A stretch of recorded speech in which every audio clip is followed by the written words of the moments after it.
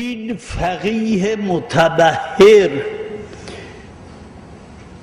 آیت الله بروجردی که اینجا خوابیده، این مرد در اواخر عمرش با اون سن پیری مطالعه می کرد دقیق ترین خطوط را، بعد قصه خودشو نقل کرد، گفت چشم من به یک دردی مبتلا شد، معالجه هرچی کردم اثر نکرد، رفتم برای تشرف به عتبات، به بصره که رسیدم سوار قطار شدم.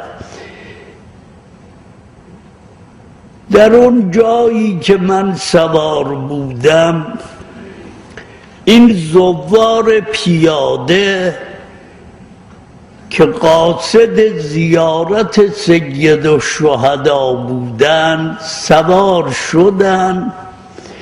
یکی از اینها خوابیده بود.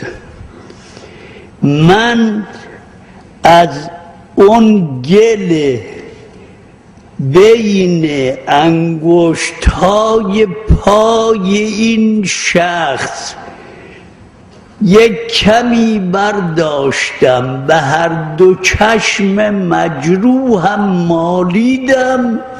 به مجرد این که اون گل رو مالیدم درد برطرف شد و تا این سال محتاج به عینک نشدم.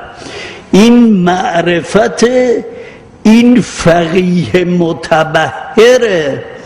اگر اونها این معرفت رو ندارن که بفهمن گل پای زوار قبر این خاندان،